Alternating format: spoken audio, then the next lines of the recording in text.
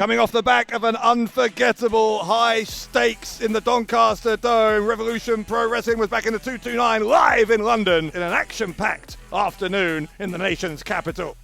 The futurist Leon Cage came into London off the back of his first ever singles victory in RevPro at high stakes against Nino Bryant, and on this day in London got a rematch against a man who beat him just a few weeks ago in Chris Ridgway. Ridgway entering this match in a fine run of form, but Leon Cage, having secured one win, was not going to allow victory to elude him against Ridgway for a second time. The futurist building all kinds of momentum here in RevPro with a second successive singles victory. What a 3 months it has been for Steven Wol on his latest tour of the UK. Wolf came very close to becoming the undisputed British Cruiserweight champion last month. Here on this final match before he returns to the United States, he was up against one half of Sunshine Machine, TK Cooper. In the end, TK Cooper took something of a shortcut, getting a handful of tights to secure the victory over Steven Wol. That victory in sharp contrast to the way that Leon Cage won the first match of the evening just minutes earlier.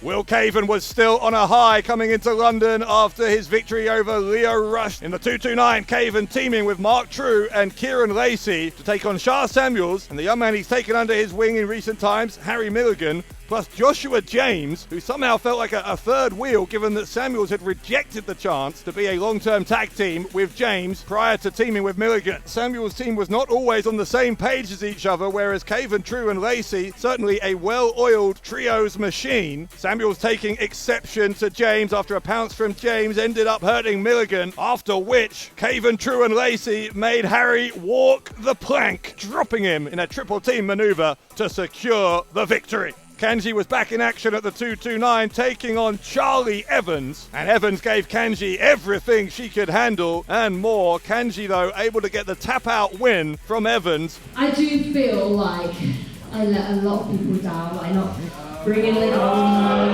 Yep.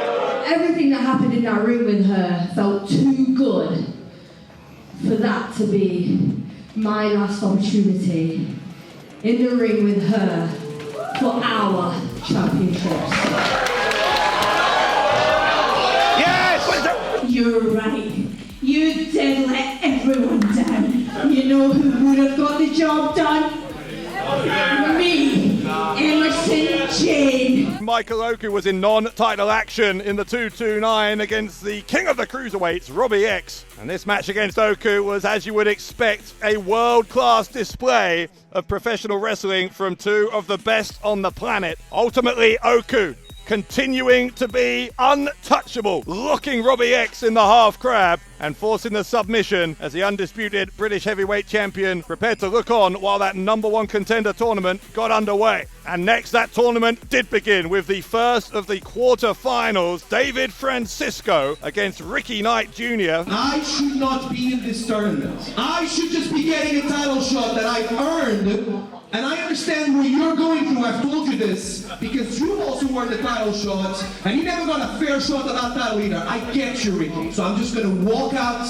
You can take the win and you can advance in the tournament. I'm being super serious. But as Knight turned his back, Francisco jumped him, looking to take Knight by surprise and win the match. And for a moment it looked like Francisco might be successful, but RKJ recovering and advancing to the semi-finals. On the next undisputed British heavyweight champion, the killer, Ricky Knight Jr. Immediately following that match came the second quarter-final. Two men who've been at each other's throats for the past 3 weeks, Zoziah and Jay Joshua, finally with a chance to settle their differences with a spot in those semi-finals on the line. In fact, the match was so intense that by the end, both men knocked to the outside. It looked like neither man was going to be able to beat the referee's count. Zoziah just making it back into the ring. Joshua couldn't do the same, and as a result, Zoziah is headed into those semi-finals.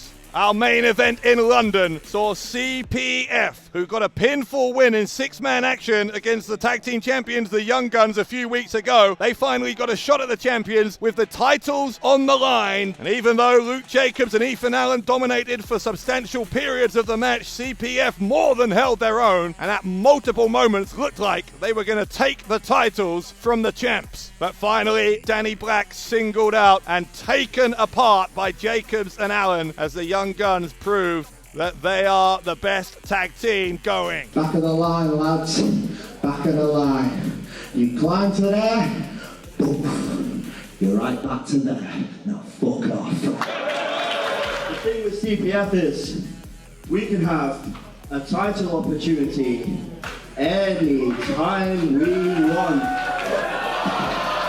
You can have your title shot for your little crack trophies. And we're going to do it in one place. We're going to do it in your car. You're going to earn these belts if you're going to take them. We're going to do it in your car. And we're going to do it in a no DQ. On the road to the Revolution, Rumble Revolution Pro Wrestling, keeping a busy schedule in May and June. We hope you'll join us for those. In the meantime, this has been Dave Bradshaw, and you've been watching the RevPro Recap.